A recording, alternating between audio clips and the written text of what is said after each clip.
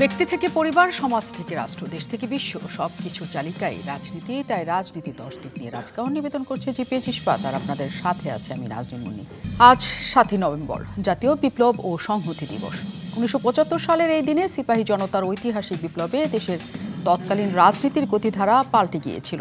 75-এ 15 আগস্টের ঘটনার ধারাবাহিকতায় সেনাবাহিনীর তৎকালীন উপপ্রধান ব্রিগেডিয়ার জেনারেল খালেদ মোশাররফ তার অনুসারী সেনাদের নিয়ে এক অভ্যুত্থানের মাধ্যমে সেনাপ্রধান মেজর জেনারেল জিয়াউর রহমানকে ঢাকা ক্যান্টনমেন্টে বন্দী করেন। পরবর্তীতে নিজেকে সেনাপ্রধান হিসেবে ঘোষণা দিয়ে 6 নভেম্বর বঙ্গভবনে গিয়ে তৎকালীন প্রেসিডেন্ট খন্দকার মোশতাক আহমেদকে গ্রেফতার করে মন্ত্রিসভা বাতিল এবং জাতীয় সংসদ ভেঙে দেওয়ার ঘোষণা দেন খালেদ। ক্ষমতার দ্বন্দ্ব, অভ্যুত্থান পাল্টা অভ্যুত্থান, অনিশ্চয়তা, অরাজকতায় দেশে স্বাধীনতা যখন বিপন্ন, তখন চেইন অফ কমান্ড ভেঙে 6 নভেম্বর রাতেই স্বাধীনতা এবং সার্বভৌমত্ব রক্ষার জন্য ক্যান্টনমেন্ট থেকে বেরিয়ে আসে বাংলাদেশের সাধারণ সিপাহীরা। সেই অভ্যুত্থানে স্বতঃস্ফূর্ত সমর্থন দিয়ে সর্বস্তরের জনতা রাজপথে নেমে আসেন। সিপাহী জনতার মিলিত সেই বিপ্লবে প্রাণ হারান খালেদ মোশাররফ সহ তার অনুসারীরা। আর বন্দি অবস্থা থেকে মুক্ত হন জিয়াউর রহমান। এক পর্যায়ে 7 নভেম্বরের পর তিনি সামরিক শাসক থেকে রাজনীতিবিদে পরিণত হন। রাজনৈতিক এই দিন থেকেই বহুদলীয় গণতন্ত্রের যাত্রা শুরু হয়। আর বর্তমান প্রেক্ষাপটে জিয়াউর রহমানের সহযোগীরা মনে করেন 75-এর 7 নভেম্বর অভ্যুত্থান পরবর্তী অভিজ্ঞতা কাজে লাগিয়ে এগুতে পারে ডক্টর মোহাম্মদ ইউনূস সরকার। 24-এর গণ অভ্যুত্থান পরবর্তী এই সময়ে জাতীয় বিপ্লব এবং সংহতি দিবস আসলে কতটা তাৎপর্যপূর্ণ, এসব নিয়ে আলোচনায় আজ রাজকাহন স্টুডিওতে আছেন বিএনপির vice chairman advocate Ahmed Azam Khan, আছেন সিপিবির সাধারণ সম্পাদক রহিন হোসেন প্রিন্স এবং আছেন জাতীয় পার্টির একাংশ কো চেয়ারম্যান গোলাম সারওয়ার মিলন। এবং দর্শক, আপনারা আছেন আমাদের সাথে এই আলোচনায়। অতিথিকে অনেক ধন্যবাদ জানাই, কৃতজ্ঞতা আমাদের সাথে যুক্ত হওয়ার জন্য। শুরুতে আমি রহিন হোসেন প্রিন্সের কাছে যাই, স্বাগত জানাই রাজকাহনে। আপনার কাছ থেকে আজকে জানি আজকে বিএনপির জন্য এই কারণেই আরও বিশেষ দিন, কারণ প্রায় 16-17 বছর তারা এই দিবসটি পালন করতে পারেন নাই। এবং এই 16-17 বছরে আসলে 7ই নভেম্বর কি হয়েছিল এই প্রজন্ম হয়তো জানেও না, যারা পড়াশোনা করে তাদের বাইরে। এবং যা হয়েছিল তা সেই ইতিহাস এই প্রজন্মের কাছে, রাজনীতিবিদদের কাছে, রাজনীতির কাছে জানাটা কতখানি গুরুত্বপূর্ণ ছিল প্রথমে আপনার কাছে জানতে চাই। এবং এত বছর এই দিবসটিকে না পালন করাটা কতখানি অন্যায় ছিল বা ন্যায় ছিল কিনা সেটা আপনার কাছ থেকে আমি জানতে চাই। ধন্যবাদ আপনাকে। আমি আলোচকদেরকে ধন্যবাদ জানাচ্ছি, যারা শুনছেন তাদেরকেও বিশেষভাবে শুভেচ্ছা জানাচ্ছি। আমি কথার শুরুতেই একটা জাস্ট হিস্ট্রির জন্য বলে রাখছি যে 7ই নভেম্বর নিশ্চয়ই আমাদের দেশে একটা সিপাহী জনতার একটা অভ্যুত্থান সংগঠিত হয়েছিল, অনেক ঘটনার ধারাবাহিকতা। আমি আসছি একটু পরে সেখানে। 7ই নভেম্বরটা আমরা যারা বামপন্থী কমিউনিস্ট, আমাদের জন্য, সারা বিশ্বের কমিউনিস্টদের জন্য একটা বিশেষ দিবস। কারণ এটা 1917 সালে রুশ বিপ্লব সংগঠিত হয়েছিল। পুরনো ক্যালেন্ডার অনুযায়ী 25 অক্টোবর, নতুন ক্যালেন্ডার অনুযায়ী 7ই নভেম্বর। এই জন্যে পৃথিবীর সব দেশেই 7ই নভেম্বর রুশ সমাজতান্ত্রিক বিপ্লব বার্ষিকী হিসাবে পালন করা হয় এবং আমরা মনে করি এখনও সেটি প্রাসঙ্গিক। সুতরাং আমাদের কাছে এই দিবসটি বাংলাদেশের প্রেক্ষাপটে একটা, কিন্তু পুরো আন্তর্জাতিক কমিউনিস্ট প্রেক্ষাপটে একটা ভিন্নভাবে পালিত হয়, সেটাও আমি প্রসঙ্গক্রমে বলে রাখলাম। অনেকে আবার যে বিপ্লব শব্দটা আসলে দেখি যে তরুণ প্রজন্ম এই জায়গাটায় কিছুটা বিভ্রান্ত হয় কিনা আমি জানি না। কিন্তু এবার আসি, আপনি যেটা বললেন আমি এই কথার সাথে একটু মিলাই যে আসলে ইতিহাসটা খুব জরুরি। হ্যাঁ, আমরা এটা জানি, ইতিহাসের বয়ান অনেকে সুবিধা মতো দেয়, বিশেষ করে শাসক গোষ্ঠী আমরা জানি যে যখন থাকে হয়তোবা তার স্বার্থ বিবেচনা করেই করে। কিন্তু মনে রাখা দরকার তাতে কিন্তু ইতিহাস নিশ্চিন্ন হয় না, বদলায় না, বরঞ্চ ইতিহাসের নতুন নতুন মানে যে ঘটনাবলী তার মধ্য দিয়ে এটা প্রকৃত তথ্য, আমি তথ্য বলছি, সত্য বলার দরকার নেই, এটা যদি আসে তাহলে নতুন প্রজন্ম শুধু না সবার জন্য শিক্ষা নিয়ে কার্যক্রম করাটা সুবিধাজনক হয়। এটা আমার প্রথম কথা। দ্বিতীয় বক্তব্য হচ্ছে বাংলাদেশটা যখন আমরা বিবেচনা করি, হয়তো পৃথিবীর সব দেশের জন্য তাই, কিন্তু এবার আমি দেশের কথাটাই বলি, এটা আমরা মনে করি যে আমাদের দেশের ইতিহাসটা অত্যন্ত জরুরি। এবং বিশেষ করে আপনি আজকেও এই ঘটনার সাথে বর্তমান প্রেক্ষাপট, বহুদলীয় গণতন্ত্রের কথা বললেন এবং তরুণ প্রজন্ম এবার একটা বিশেষ ধরনের ভূমিকা পালন করেছে নিজের বুকের রক্ত দিয়ে। এই জন্যে আমারও আজকের দিনে বিশেষভাবে বিবেচনা হচ্ছিল যে অনেক সময় একটা পেসমিল চিন্তা করে, এখনকারটা চিন্তা করে, কিন্তু পুরো ধারাবাহিকতাটা আমাদের সামনে আসে না। সেই বিবেচনায় ধারাবাহিকতাটা আসা জানাটা খুবই জরুরি, যেটা আপনি উত্থাপন করেছেন। এবার আমি ছোট করে যদি এই ধারাবাহিকতার ধারাতে আসি, দেখুন এটা খুব গভীর অ্যানালিসিস করা যাবে না, সময় নেই, আমি সেদিকে যাচ্ছি না, খালি একটা রেখাপাত আমি করতে চাই। মুক্তিযুদ্ধের মধ্য দিয়ে তো দেশ স্বাধীন করলাম, কিন্তু মনে রাখা উচিত মুক্তিযুদ্ধের আগে যেটা ছিল সেটা কিন্তু কালচারালি অত ডেভেলপড সোসাইটি ছিল না, এবং আমরা একটা কি বলে আমাদের এই দেশে বাঙালি আদিবাসী মিলে যারা, তারা আমরা নিষ্পেষণের শিকার হয়েছিলাম। সেই জায়গা থেকে একটা মুক্তিযুদ্ধের বিজয়ের পরে আপনার এই পুরোটা ডেভেলপ করে আগায় নিয়ে আসাটা একটা জরুরি কাজ ছিল। সেনাবাহিনী এবং অন্য জায়গায় পুরনো মতাদর্শ সেটাকে বাতিল করে বাংলাদেশের পরিস্থিতি একটা ভিন্ন জায়গায় আনা দরকার ছিল। বাস্তব হচ্ছে সেই কাজটা হয়নি। আমি কোনো দোষ ত্রুটি সময় নিয়ে কোনো আলোচনায় গেলাম না, আমি ফ্যাক্টে আসছি। ঠিক এইটা যেমন একদিকে হয় নাই, বিশেষ করে আপনি সেনা বাহিনী এবং অন্য জায়গায় সেই জায়গায় এই ধরনের কাজগুলো হয়নি। কনফ্লিক্ট অফ ইন্টারেস্ট ছিল, পাকিস্তানপন্থী অন্যরা, অনেককে বাতিল করা হয় নাই, নানা বিষয় ছিল। সেই জায়গাতে আপনি মনে রাখবেন আমরা দেশ গঠনের ক্ষেত্রে ওইখানে যেভাবে জাতীয় পর্যায়ে ভূমিকা রাখা সেইটা করেনি। ক্ষমতাসীন সরকার তার ত্রুটি দুর্বলতা প্রকাশ পেল এবং শেষ দিকে এসে ভয়াবহভাবে প্রকাশ পেল। আর মনে রাখতে হবে মুক্তিযুদ্ধের বিজয়ের সময়ই আমাদের বিরুদ্ধের শক্তি দেশের ভেতরে এবং বাইরে, তারা কিন্তু বলেছিল যে তাদের যুদ্ধ জারি থাকবে। তার মানে স্বাধীনতা বিরোধী শক্তি দেশি বিদেশি আর আমাদের অভ্যন্তরীণ পুরোটাকে একটা জাতীয় ঐক্যে তৈরি করে না যাওয়ার পথ, নিজেদের ত্রুটি দুর্বলতা নানা জায়গায় থাকা, এই সংকটের মধ্যে ঘটে গেল ৭৫-এর ১৫ই আগস্ট। এবং সেইটাই দেখবেন যে মন্ত্রিসভা হলো ওই দলের লোক, আমরা বলি এটা একটা ওইখানে প্রতিক্রিয়াশীল কুদেতা সংগঠিত হইল। সেই সুযোগে দেখবেন স্বাধীনতা বিরোধী অনেকে অন্ধকারের শক্তি কিন্তু সামনে চলে আসলো, দেশি বিদেশি। এরপরে ৩রা নভেম্বর ওইটা একটা পাল্টা কু হলো, যেটা প্রকৃতপক্ষে অন্য কোনো ভূমিকা রাখতে পারলো না। হয়তো ওইখানকার যারা ক্রীড়ানক ছিল তাদের বিদেশে ছড়িয়ে দেওয়া অন্য জায়গায় হলো এবং সেনাবাহিনীর মধ্যে নানা জটিলতা তৈরি হলো। যারা এখানে প্রত্যক্ষদর্শী ঘটনা তারা আরও ভালো বলতে পারবেন, আমি খালি রেখাপাত করছি। এইটার পরে যখন এই সংকট, তার মধ্যেই যেটা আপনি বললেন ৭ই নভেম্বর এই ঘটনা ঘটলো। এবং ওই সময় আমরা যদি হিস্ট্রিটা দেখতে হয় তাহলে কিন্তু একটা দেখতে হবে জাসদ, তার সৈনিকদের মধ্যে তার অবস্থান, তাদের কতগুলো ভূমিকা বিশেষ ছিল। আমি কোনো বলছি অ্যানালিসিস আর যাচ্ছি না সেই জায়গায়। এবং মুক্তিযোদ্ধাদের আমরা এটা মনে করি যে ওইখানে যে মুক্তিযুদ্ধ স্বাধীনতা বিরোধী যারা ছিল তখন কিন্তু একটা জায়গায় চলে আসলো যে এই পরবর্তীতে ৭ই নভেম্বর জিয়াউর রহমান সাহেবকে মুক্ত করে নিয়ে আসা, সেই জায়গায় কিন্তু ওই যে কনফ্লিক্ট অফ ইন্টারেস্টের জায়গায় স্বাধীনতা বিরোধী মুক্তিযুদ্ধের অংশ, এই কনফ্লিক্টের মধ্যে আগে যেটা আপার হ্যান্ড নিয়েছিল ৭৫-এর ১৫ই আগস্ট স্বাধীনতা বিরোধী এবং অনেক অন্যরা, কিন্তু জিয়াউর রহমান মুক্তিযোদ্ধা, সেক্টর কমান্ডার, এই সমস্ত থাকার মধ্য দিয়েই অনেকের মানে একটা পারসেপশন আসলো যে মুক্তিযুদ্ধের বোধহয় একটা সপক্ষের অবস্থান, এইগুলো নিয়ে আমরা আগাতে পারলাম। এবং সেইটার জায়গায় কিন্তু এইখানে সেনাবাহিনী নানা ঘটনাগুলোর মধ্য দিয়ে আবার একটা ঐক্যবদ্ধ হওয়ার জায়গা ঘটলো।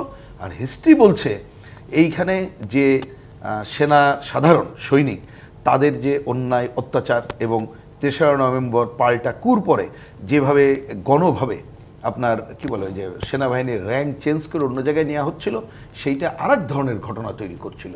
সুতরাং সেইখান থেকে অনেকে মনে করেছিল হাফ ছেড়ে বাঁচছি, আমরা একটা সৈনিক অন্য অভ্যর্থনের মধ্য দিয়ে যাচ্ছি, যার অনেক কালমিনেশন আমরা পজিটিভ নেগেটিভ বলতে পারি। কিন্তু আপনি যেটাকে আলোচনায় শেষে আনলেন, একটা বড় কাজ হয়েছে যেটা বাকশালের মধ্য দিয়ে একটা দল এবং এই জায়গায় চলে গেছিল বহুদলীয় গণতন্ত্র, মুক্তিযুদ্ধ, স্বাধীনতা, সার্বভৌম রক্ষার শব্দটা চোখের সামনে চলে আসছিল বলেই আমরা দেখতে পাই। হ্যাঁ, এবং সেটা গ্রহণও করেছিল নিশ্চয়ই ওই সময়টা মানুষ, কারণ তখন তিনি রাজনৈতিক দল গঠন করলেন। সেই পর্বটা আমি আসি। আমরা গোলাম সারোয়ার মিলন আমাদের সাথে আছেন, কো চেয়ারম্যান জাতীয় পার্টি। আপনি তখন ছাত্র নেতা ছিলেন, যেখানে আসলে রহিন হোসেন প্রিন্স শেষ করেছেন। অভ্যুত্থানের মাধ্যমে যখন জিয়াউর রহমানকে বের করে নিয়ে আসা হলো এবং পরবর্তীতে তার রাজনীতিতে যাওয়া, এই রাজনীতিতে যাওয়ার বিষয়টা কেমন করে, যেহেতু ওই ঘটনাটা আপনার আছে যে তিনি একজন সেনানায়ক হিসাবে, সমন্বয়ক হিসাবে রাজনীতিতে চলে গেলেন, দল গঠন করলেন, সেটা কোন প্রেক্ষিতে তখন ওই সময় তৈরি হয়েছিল? ধন্যবাদ আপনাকে এবং আজকে প্রিয় সহ আলোচক সবাইকে প্রীতি এবং শুভেচ্ছা জানিয়ে আমি বলতে চাই, ইতিহাসের বাঁকে বাঁকের কথা তিনি বলে গেছেন। আমি মোটা দাগে যদি বলি, ৭১-এর মুক্তিযুদ্ধ, লাখো শহীদের রক্তের বিনিময়ে অর্জিত বিশ্বের বুকে আমরা যে মানচিত্রটা এঁকেছিলাম, আমরা একটি গণতান্ত্রিক সমাজ ব্যবস্থার জন্য এঁকেছিলাম। এবং এই মুক্তিযুদ্ধটা আমার এখনও শিহরিত হয়ে ওঠে। আমি ১০ম শ্রেণীর ছাত্র, যে শেখ মুজিবুর রহমান সেদিন তার ভূমিকাকে অস্বীকার করব না, ৭১ পর্যন্ত তিনি কিন্তু এই আন্দোলনকে এগিয়ে নিয়ে এসেছেন, কিন্তু তিনি আত্মসমর্পণ করলেন পাকিস্তানি সেনাবাহিনীর কাছে। কিন্তু অচেনা একজন মেজর, অখ্যাত একজন মেজর আমার কানে এখনও ভাসে, on behalf of the great leader Bangabandhu Sheikh Mujibur Rahman, I major Zia do hereby declare the independence of Bangladesh. এটা আমি অনেক জায়গায় বলছি, এটি কিন্তু ইতিহাসের একটি পার্ট। এই প্রজন্ম অনেকেই এটা ভালো মতো জানে না। তারপর যেটা জাতি প্রত্যাশা করেছিল বিজয় অর্জিত হলো। বিজয় অর্জিত হওয়ার পর দেখলাম যে যেখানে একটা জাতীয় ঐক্য সরকার গঠন হওয়ার কথা ছিল সেটা হলো না। শেখ মুজিবই সরকার গঠন করলেন, তারপর ইতিহাস আমরা জানি, একদল করলেন, চারটা সংবাদপত্র ছাড়া সব কিছু বন্ধ করে দিলেন। আমি মনে করি নিজেকে আত্মহত্যার দিকে নিয়ে গিয়েছিলেন এই গণতন্ত্রকে রুদ্ধ করে। আসলো 15ই আগস্টের বিয়োগান্ত ঘটনা, তারপর এরই পাল্টা অভ্যুত্থান হিসাবে 3রা নভেম্বর, যেটা সবাই জানে যে খালেদ মোশাররফ যে কথাটা আপনি টেনেছেন, উনি ভারতীয় যে আধিপত্যবাদী শক্তির প্রতিনিধি হিসাবে এটা উনি করেছেন। এটা কিন্তু পাবলিক পারসেপশন ছিল, কারণ তার একদিন আগেই তার ভাই এবং তার মা মিছিল করেছিলেন সেইটা। তারই ধারাবাহিকতায় ধরেন এই 7ই নভেম্বরের স্মৃতি রোমন্থন যদি করি, আমি তখন ঢাকা বিশ্ববিদ্যালয়ের 2য় বর্ষের ছাত্র। আমি সেদিন দেখলাম যে 15ই আগস্টের ঘটনার পর 3রা নভেম্বরের পর, কারণ 15ই আগস্ট থেকে 3রা নভেম্বর পর্যন্ত তো উনি বলেই গেছেন, আমি সময় নিলাম না। 7ই নভেম্বরের পূর্বে যখন নাকি পাবলিক একটা থমথমে অবস্থা, এই অবস্থায় তখন জিয়াউর রহমান সাহেবকে বন্দি করলো খালেদ মোশাররফ, এবং সেখানে যদিও জাসদের কর্নেল তাহেরের একটা ভূমিকা ছিল, ইতিহাস আমরা সবাই জানি। সেই পাল্টা অভ্যুত্থানের বিরুদ্ধে ছাত্র না, সিপাহী জনতার একটা বিপ্লব অনুষ্ঠিত হলো, যেটা ট্যাঙ্কের উপর মানুষ করে, সেটা স্বতঃস্ফূর্তভাবে মানুষ সেটাকে গ্রহণ করেছিল। আপনি যে প্রশ্নটা করেছেন যে শহীদ রাষ্ট্রপতি জিয়া উনি স্বাধীনতার ঘোষণা করেছেন বাংলাদেশের, এটা আপনি যে বললেন কিভাবে, একটা অচেনা মেজর, তারপরে 7ই নভেম্বরে তিনি নায়ক হিসাবে আবির্ভূত হলেন। এখন তখন যেহেতু 7ই নভেম্বরে একটা রাজনৈতিক শূন্যতা যে ছিল, এটা আপনার এখানে কয়েকবার বলেছি, সেই শূন্যতার মধ্যে তিনি প্রয়োজন ফিল করলেন যে বাংলাদেশি জাতীয়তাবাদের প্রবক্তা বলি, বহুদলীয় গণতন্ত্রের প্রবক্তা বলি, তিনি তখন মানুষের কাছে আর বিকল্প ছিল না। যে আওয়ামী লীগ নিজেকে নিজেই নিষিদ্ধ করেছিল বাকশাল সৃষ্টি করার মধ্য দিয়ে, তিনি বহুদলীয় গণতন্ত্রের প্রবক্তা হয়ে সব দলকে নির্বাচনে আসার সুযোগ দিলেন 79 সালে, এবং সেখানে আওয়ামী লীগ সহ বিভিন্ন দল এসেছিল, এবং উনি রাজনৈতিক দলটা এই কারণে করেছিলেন, বাম ডান, ওই যে প্রিন্স ভাই আছেন তার পূর্বসূরীরা, সেখানে বামপন্থীরা, কমিউনিস্ট পার্টিরা পর্যন্ত খালকাটা কর্মসূচিকে তিনি গ্রহণ করেছেন, তারাও এটাকে সমর্থন করেছে, ডানপন্থী মুসলিম লীগ সহ, অর্থাৎ স্বাধীনতার পক্ষের শক্তি, স্বাধীনতার যারা বিপক্ষে ছিল, তিনি ঐক্যবদ্ধ জাতির ঐক্যবদ্ধ করার জন্য উনি আহ্বান জানিয়েছিলেন, এবং সেই রাজনীতিটা বাংলাদেশি জাতীয়তাবাদ এবং ইসলামিক মূল্যবোধের যে দার্শনিক অবস্থানে তিনি দাঁড়িয়ে কিন্তু দেশটাকে কিন্তু পুরা জনগণের সমর্থন চলে এসেছিল, এবং সেই কারণে তিনি সফল হয়েছিলেন যে একটি এই বাকশালী একদলীয় শাসন ব্যবস্থার মধ্যে যে একদলের বিপরীতে উনি যে দলটা করলেন, সেই দলটা কিন্তু তখন মানুষের কাছে খুব আস্থার জায়গায় এবং ঐক্যবদ্ধ জায়গায় এসে গিয়েছে। ওই পয়েন্ট থেকে আমি আসি অ্যাডভোকেট আহমেদ আজম খানের কাছে, ভাইস চেয়ারম্যান বিএনপির। একটু পেছনের দিক থেকে আমি যে পর্যন্ত আসলাম, সামনের দিকে এই কারণে আসলাম কারণ জিয়াউর রহমানকে বহুদলীয় গণতন্ত্রের প্রবক্তা বলা হয়। একসাথে যেটা আমরা শুনেই আসলাম যে সকল রাজনৈতিক দলকে তিনি একত্রিত করেছিলেন নির্বাচনে আসার ক্ষেত্রে। তিনি একজন সামরিক শাসক হিসেবে কখনো চান নাই যে এককভাবে নির্বাচন করতে বা টিকে থাকার জন্য, কিন্তু যে বহুদলীয় গণতন্ত্র তিনি তৈরি করতে চেয়েছিলেন এই দেশে আসলে সেটা শেষ পর্যন্ত হয়েছে কিনা আমার প্রথম প্রশ্ন, কেন হয় নাই, তারপর আমি আপনার কাছ থেকে জানতে চাই। আপনাকে অনেক অনেক ধন্যবাদ। আজ 7ই নভেম্বর জাতীয় বিপ্লব ও সংহতি দিবস। আজকের এই আলোচনায় আমি আমাদের প্রিয় নেতা, বাংলাদেশি জাতীয়তাবাদের জনক, বাংলাদেশ জাতীয়তাবাদী দলের প্রতিষ্ঠাতা, আধুনিক বাংলাদেশের রূপকার শহীদ রাষ্ট্রপতি জিয়াউর রহমানের আত্মার প্রতি মাগফিরাত কামনা করে আমি শুরু করছি। দেখুন, 7 নভেম্বর এমন একটা অনিবার্য অবস্থা হয়ে দাঁড়িয়েছিল যে 7 নভেম্বরের সৃষ্টি না হলে স্বাধীনতা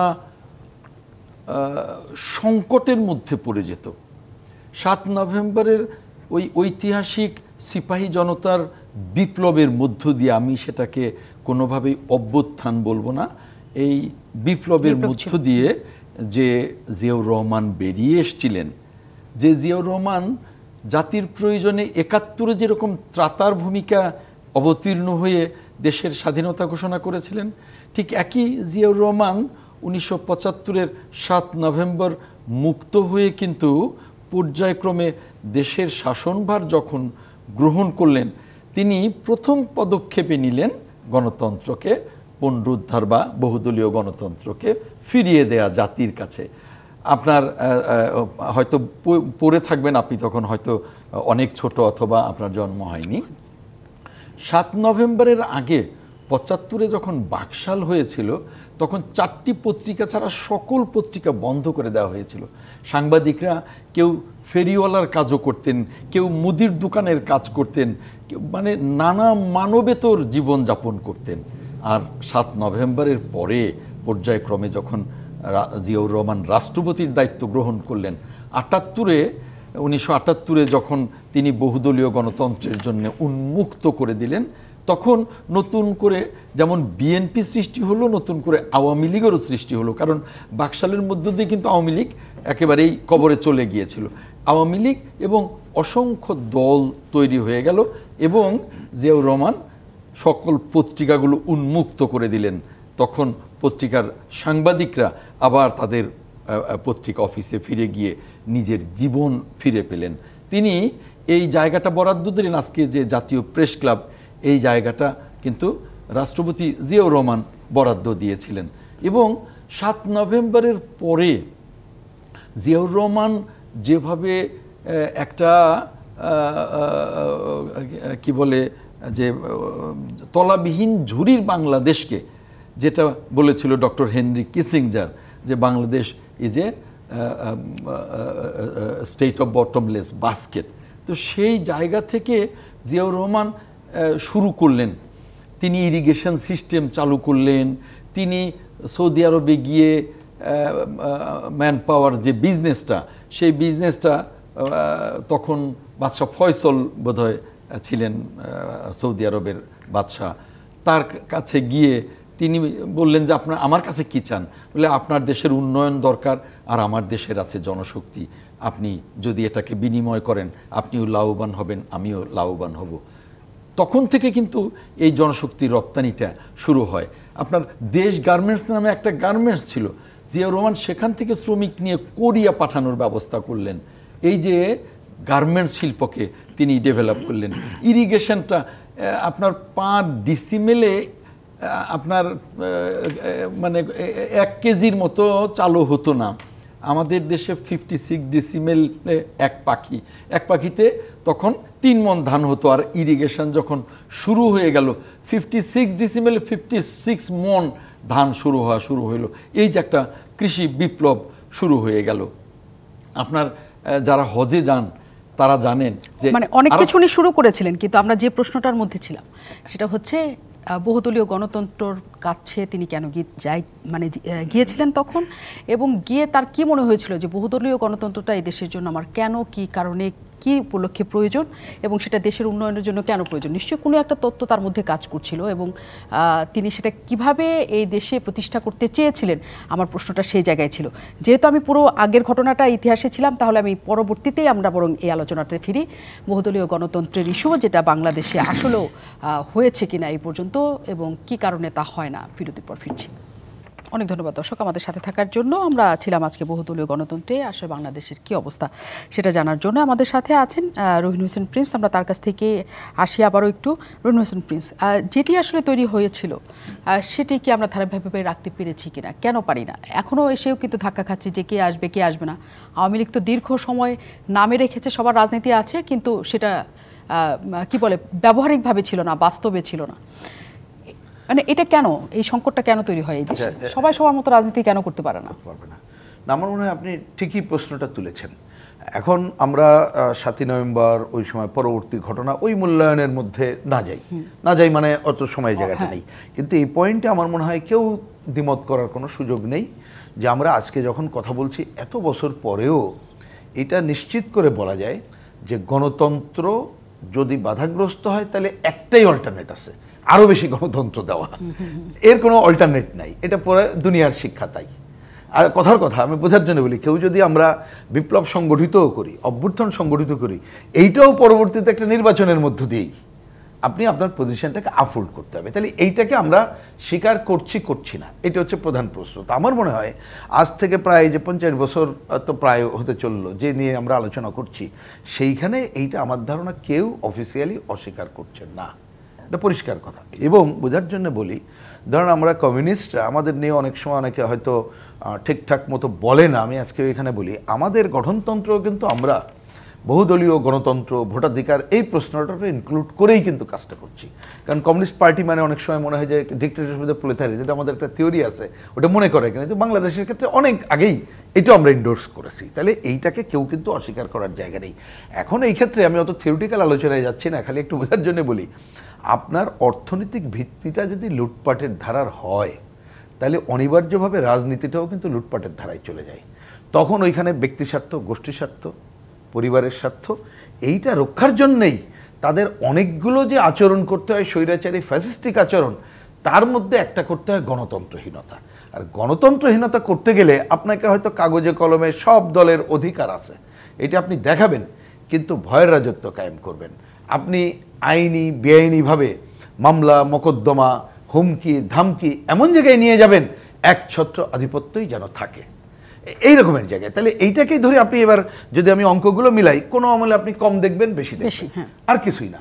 এবং দীর্ঘদিন যদি আপনি ক্ষমতাটা এরকমের হয় যে আমার এই পথটাই হচ্ছে লাভজনক পথ, তার জন্যে অর্থ বিত্ত এইরকমের প্রধান, তাহলে সেইটাই হবে। আমি এবার শেষে এই পয়েন্টে খালি বলি, দেখেন আরও পুরনো না যাই, আজকেও যদি আমরা রেলিভেন্ট জায়গা থেকে বলি, যে সময় আমরা 2024-এ আলোচনা করছি আমাদের কি অভিজ্ঞতা হলো, অভিজ্ঞতায় দেখলাম যদি ন্যূনতমভাবে ভোটাধিকারের গণতন্ত্রটা রক্ষা করতে পারতাম আমরা, আজকে দেশে যে এত বড় ঘটনা ঘটলো, রক্তক্ষয়ী সংগ্রাম, এই জায়গায় তো হয়তোবা যাওয়া দরকার হতো না।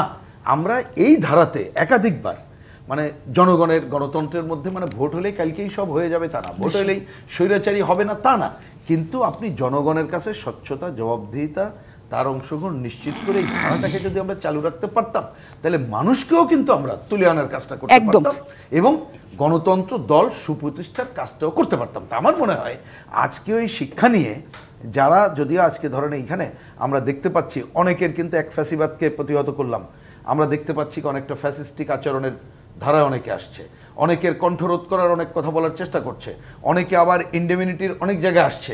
তাহলে এই জায়গা থেকে উত্তরণ ঘটিয়ে প্রকৃত তথ্য জনগণের কাছে দিয়ে জনগণের হাতেই ছেড়ে দেওয়া, সেই ডিসাইড করুক কাকে সে রাখবে, রাখবে না। এই গণতন্ত্রের ধারার কোনো বিকল্প আসলে নাই, দেশেও নাই, দুনিয়াতেও নাই। গোলাম সারওয়ার মিলন, হোসেন মোহাম্মদ এরশাদ 9 বছর তিনি স্বৈরশাসক হিসেবে পরিচিত হয়েছিলেন, তিনি দেশ শাসন করেছেন এবং বলা হয়ে থাকে বহুদলীয় গণতন্ত্র দেশে প্রতিষ্ঠা লাভ করতে পারে নাই তখন থেকেই।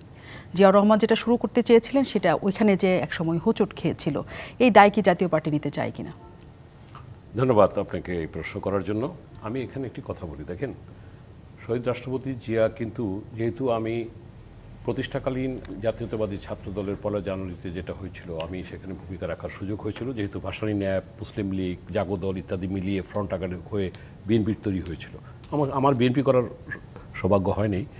আমি ছাত্র দলের সেই যে সেদিনকার রুশ ভারতের দালালেরা হুঁশিয়ার সাবধান ভাসানী ন্যাপ থেকে আমরা যখন 7ই নভেম্বরের সেই জাতিপত্যবাদী বিরোধীদের যে আগ্রাসন ছিল, ষড়যন্ত্র ছিল, আমরা কিন্তু ঢাকা বিশ্ববিদ্যালয়ে সোচ্চার ছিলাম ভাসানী ন্যাপের ছাত্র সংগঠন হিসাবে।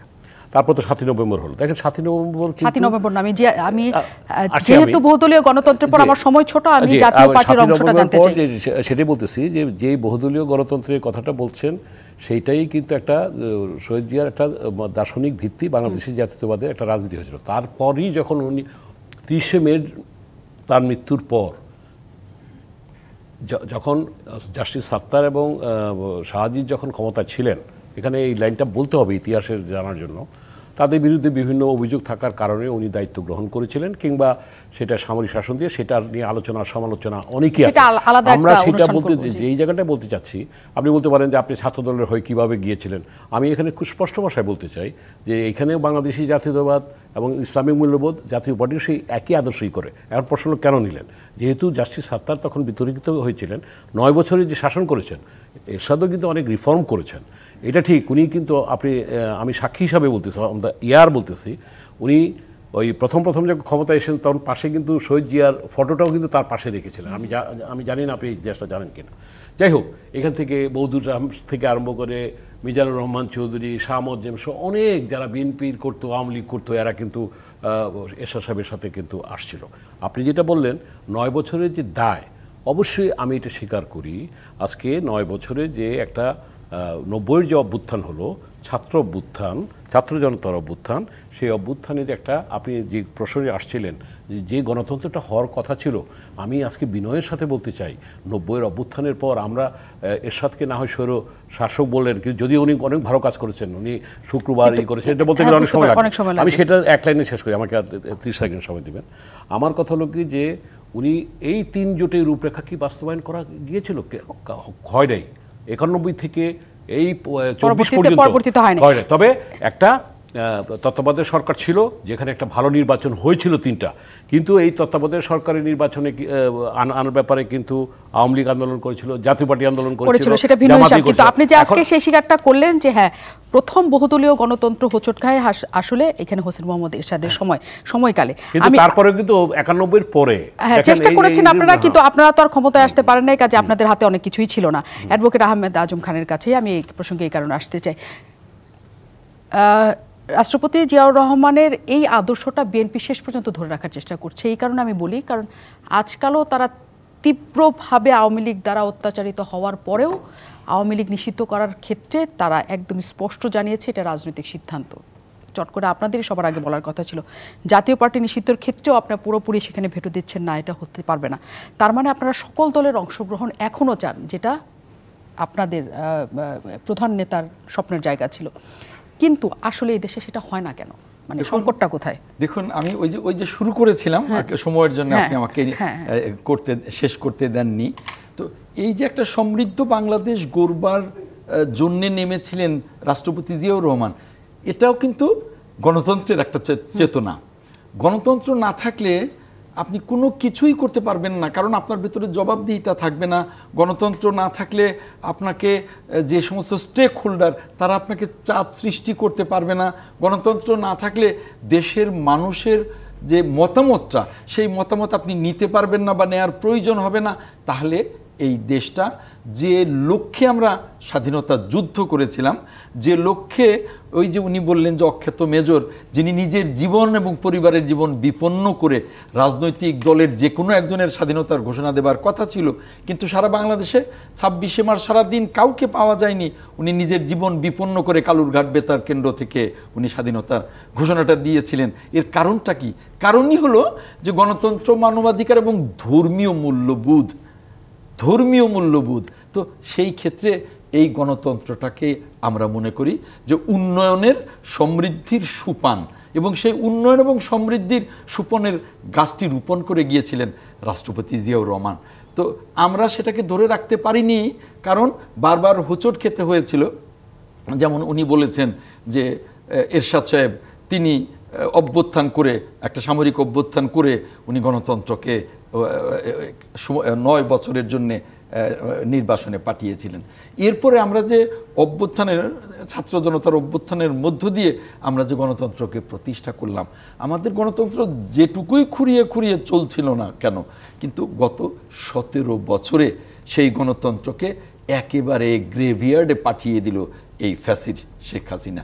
আমরা কিন্তু সেই গণতন্ত্রকে আঁকড়ে ধরে আছি, রাষ্ট্রপতি জিয়াউর রহমানকে আঁকড়ে ধরে আছি, যে কারণেও ফ্যাসিস্ট হওয়া সত্ত্বেও এই রাজনৈতিক দল নিষিদ্ধের বিষয়ে আমরা কিন্তু অনমনীয়। কারণ আমরা মনে করি যে রাজনৈতিক দল নিষিদ্ধ করবে জনগণ। আমরা না রাজনৈতিক দল নিষিদ্ধ করব কেন? গণতন্ত্র থাকলে মুসলিম লীগ কি আমরা নিষিদ্ধ করেছি? জাসদ কি আমরা নিষিদ্ধ করেছি? আজকে কোথায়? আজকে মুসলিম লীগ জাসদ জনগণ নিষিদ্ধ করে দিয়েছে, অর্থাৎ বিলুপ্তির কাছে চলে গেছে। অতএব এই গণতন্ত্র ছাড়া দেশের সমৃদ্ধিও আসবে না। রাষ্ট্রের মালিক যে জনগণ, সেই মালিকানা জনগণ অনুভব করবে না।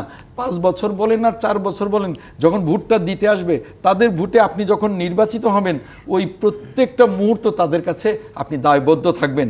দুর্নীতি করতে গেলেও আপনার মনে হবে যে 5 বছর পরে বা 4 বছর পরে তার কাছে যেতে হবে। তো কাজে আমরা মনে করি, আমাদের নেতা শহীদ রাষ্ট্রপতি জিয়াউর রহমান মনে করতেন যে গণতন্ত্রই পৃথিবীর সর্বোচ্চ সুন্দর শাসন, এবং সেই গণতন্ত্রকে তিনি পুনরুদ্ধার করে গেছেন এবং সেটাকে আমরা এখনো লালন করি এবং ধারণ করি। আমি শেষ কথাটা এই স্লটে বলবো যে এই 7ই নভেম্বর জাতীয় বিপ্লব ও সংহতি দিবসের ওই কারণে শুধু রাজনৈতিক দলগুলো না, আজ পর্যন্ত যারা এসছে সেই জায়গাটা কিন্তু ভিত্তি।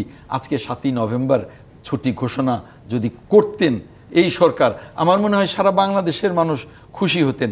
আমিও বিক্ষুব্ধ যে 7ই নভেম্বর জাতীয় বিপ্লব ও সংহতি দিবস এটা শুধুমাত্র বিএনপির না, এটা গণতন্ত্রের, এটা সমৃদ্ধ বাংলাদেশের।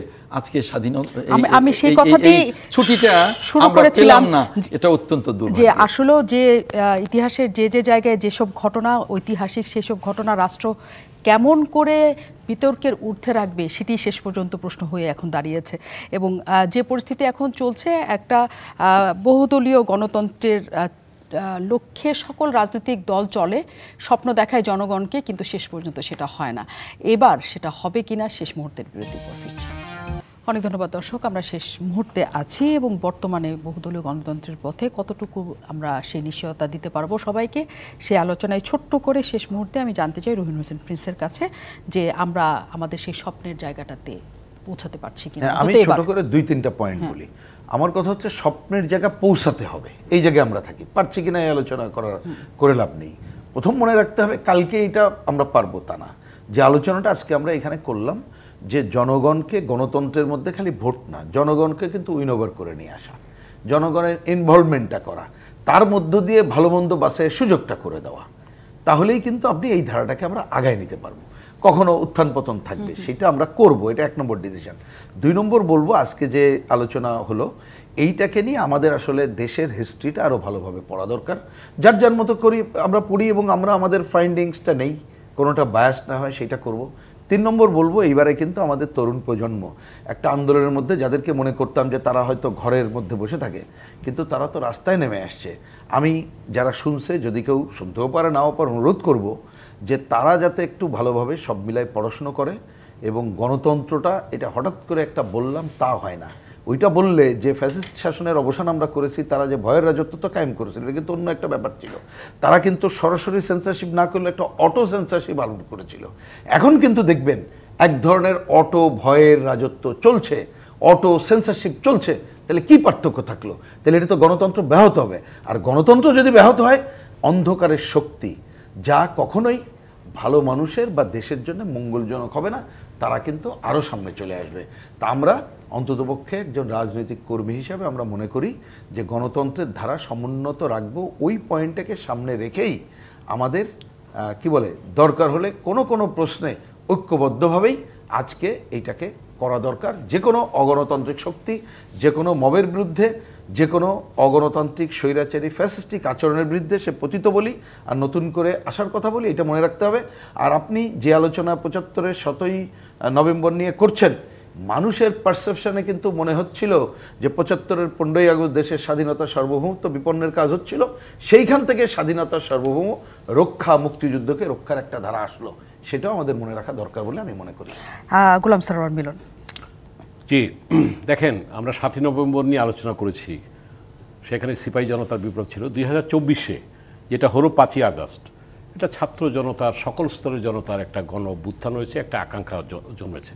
আমরা সেটা চাই যে নতুন বাংলাদেশের আকাঙ্ক্ষাকে ধারণ করে, এবং বিশেষ করে 2024 সনের তরুণ প্রজন্মের যে স্বপ্নের বাংলাদেশকে তারা তৈরি করতে চায়, আমরা এটাকে ধারণ করতে চাই এবং এটাকে আমরা সামনের দিকে এগিয়ে নিতে চাই। কিন্তু তাদের কাছে বিনয়ের সাথে অনুরোধ থাকবে যে তারা বিজ্ঞ রাজনীতিবিদদেরকে তারাও যদি কোপ না করতে পারে, রাজনীতিবিদ আমরা যারা আছি তারা যেমন তাদের এটাকে সেন্টিমেন্টটাকে তাদের লেন্স দিয়ে আমরা দেখব, তাদেরও অগ্রজ যারা ছিল তাদেরকে যদি হেয় করে যদি মনে করে তারাই সব কিছু, যাদের পড়ার টেবিলে পড়ার দরকার তাদের সেই জায়গায় চলে যাওয়া দরকার, যারা ছাত্রত্ব পেরিয়ে গেছে তারা ভূমিকা রাখতে পারে রাজনীতি ইয়েতে। আমি শেষে বলবো যে দেখেন তারা, আমি এই কথা বলতেই হয়, আমি এই কথা বলি শেষ করবো, যে নিষিদ্ধের রাজনীতি এটা জনগণ ডিসাইড করবে। আওয়ামী লীগকে নিষিদ্ধ একটা পুরনো সংগঠন, আওয়ামী লীগের যারা 100, 200, 300, 500 লোক যারা এই 15 বছরে যারা অবৈধ নির্বাচন করেছে তাদেরকে বিচার করেন, এবং জাতীয় পার্টি যারা সহযোগিতা করছে যদি তাদের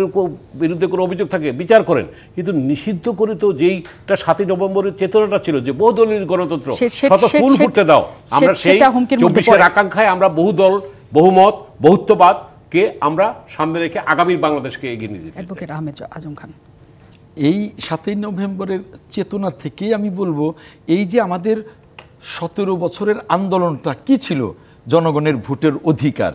17 বছরের আন্দোলনটা কি ছিল, যে আমরা যেন একটা সমৃদ্ধ বাংলাদেশ পাই। তো আজকে এই 5ই আগস্টে 17 বছরের আন্দোলনের যে সফল সমাপ্তিটা, ছাত্র জনতা সকল রাজনৈতিক দল মিলে যে বিজয়টা আমরা অর্জন করলাম, সেই বিজয়টা ধরে রাখবার জন্য কিন্তু এখন জনগণের মালিকানাটা জনগণের কাছে দিতে হবে। 17 বছরে জনগণের আকাঙ্ক্ষা কি? ভোট দেওয়া। আকাঙ্ক্ষা কি? জনগণের সরকার গঠন করা।